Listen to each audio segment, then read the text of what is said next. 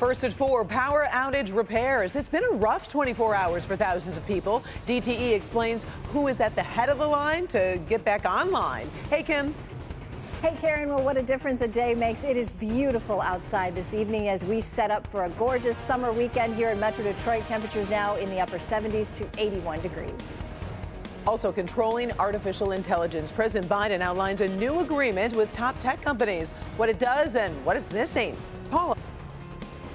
Because you loved his music doesn't mean he was a personal friend, but that's not the case for Rooster Tail owner Tom Shoneth. Met him 55 plus years ago. We're talking about Tony Bennett, and we go for a walk down memory lane, or should we say Marquette Drive in Detroit. Live from downtown Detroit, Local 4 News First at 4 starts now. Good afternoon, everybody. I'm Karen Drew. First at 4, thousands of Metro Detroiters are facing power outages and cleanup 24 hours after storms just slammed through town. We've been in touch with DTE all day to track its efforts to get all their customers turned back on. Late today, the DTE website shows more than 56,000 customers are in the dark. The company has called in crews from Kentucky, Ohio, and Indiana to help with repairs. DTE says it has a system to help as many people as quickly as possible, but that means some people are forced to wait. We start right off the bat with our most critical facilities: police, fire, 911 stations, hospitals, schools, those types of facilities. Once we get those going, we move into customer restoration. And we start, the most customers out on a circuit go first, the last few customers out on a circuit go last.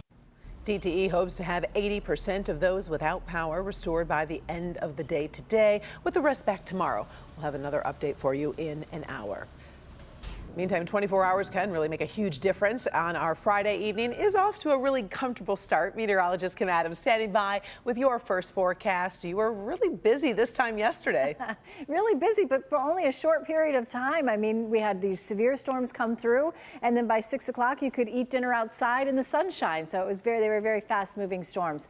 No storms tonight. Nice and dry. Good night to head out to the ballpark, as temperatures at 6 o'clock will be 81 degrees. The first pitch is at 6:40. By 7 o'clock, we're in the upper 70s. If you're sensitive to kind of weather in the 70s, some people put a jacket on when it's 70 degrees, others are in shorts, but by the end of the game, it will be in the low 70s. 78 right now in Mount Clemens, 81 downtown Detroit and at Metro, 77 in Pontiac. Just a couple fair weather clouds, otherwise nice and dry and pretty. Tomorrow looks like a gorgeous day with a high of 82. Can't rule out an isolated shower tomorrow, but I mean isolated, and another chance on Sunday. So we'll time that out for you hour by hour. Okay, we'll check back in a little bit. We do have criminal charges in this Local 4 update on a deadly shooting over in Livonia. It all started with a fight between two women in a party store on Merriman Road. Prosecutors say the altercation continued into the parking lot. Now, 24-year-old Lanaya Khan of Detroit is charged with second-degree murder in the shooting of Markayla Sadler of Redford. The young man who was on the scene is also charged with carrying a concealed weapon. Drivers passing through Oakland County have a new road closure to work around this weekend. It is another step in that I-75 project. Starting tonight at 11, I-75 will be closed in both directions between 696 and Square Lake Road. Workers will be removing the existing traffic shift. Now be warned, crews will start closing the ramps along that stretch a few hours earlier at 9. By 5 a.m. Monday, southbound traffic will be on its normal alignment, and crews will reopen the south exits to east and westbound 696. You can review all that information on clickondetroit.com before you hit the road. President Joe Biden says he's pushing for what he calls responsible innovation when it comes to the tricky new world of artificial intelligence. The White House says it is working with leading tech companies to put some guardrails on this new industry. Kimberly Gill joins us now with more from the president. Kim. Hi, Karen. Good afternoon. The president says it's important to manage the enormous promise and the risks posed by artificial intelligence. Right now, several companies are making voluntary pledges to be careful as the technology moves forward, but some critics wonder if that will be good enough. The president announced agreements with 7 companies, including Microsoft, Google, Amazon, Meta, and 4 others. They've agreed to work on 3 key areas, starting with safety. The companies have pledged to put a new AI system through outside testing before they're publicly released. They've also agreed to work on security to make sure new products are defended against cyber threats. And the president says they'll also work to build trust by labeling AI-generated content, rooting out bias, and shielding children when necessary. These commitments are real and they're concrete. They're going to help industry fulfill its fundamental obligation to Americans to develop safe, secure, and trustworthy technologies that benefit society and uphold our values and our shared values. Artificial intelligence is going to transform the lives of people around the world. The group here will be critical in shepherding that innovation with responsibility and safety by design to earn the trust of Americans. So right now there's no enforcement to ensure the companies stick to their promises. So that's one of the big concerns for a lot of people as this moves forward. In other words, responsible innovation is going to be a There you go. challenge, right? Really. All right, Yeah. thanks, Kim. Sure. All right. Former President Donald Trump has a new trial date that is a compromise between what prosecutors wanted and what his attorneys were fighting for. This trial is on the charges dealing with how the former president handled hundreds of classified documents. Now, his attorneys pushed for the trial to be after the 2024 presidential election. Prosecutors wanted to start in December. A federal judge in Florida put it on the calendar for May 20th of next year.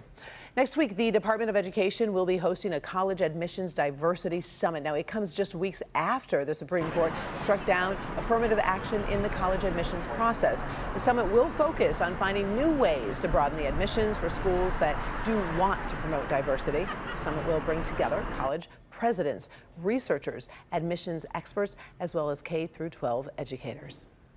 Music lovers of all ages are mourning the loss of singer Tony Bennett today and remembering a lifetime of amazing entertainment. Bennett's career spanned decades and brought him admirers from the legendary Frank Sinatra to pop superstar Lady Gaga. He released 70 albums, won 19 Grammys, most of them after he reached his 60s. His biggest songs include I Left My Heart in San Francisco and The Best Is Yet to Come. Bennett died at his home in New York. No specific cause has been released, but he was diagnosed with Alzheimer's back in 2016. Bennett spent time in Detroit over the years, and Paula Tutman joins us now live with that part of the story for us. Paula. Hi, Karen. Yeah, so I'm at the Rooster Tail, and they've got several big events this evening. When you walk through the doors, you will hear the sounds of Tony Bennett, and then, of course, at the opening monitor marquee, a tribute to Tony Bennett. But while a lot of people might be doing things like this, and it's just something to say they honor an icon, here it is absolutely personal. The Rooster Tail in Detroit, legendary for lavish parties, weddings, get-togethers, and private concerts.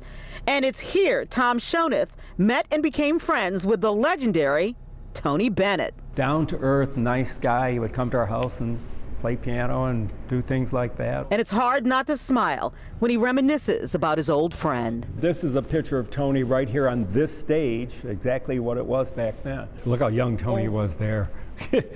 he always had a special hair.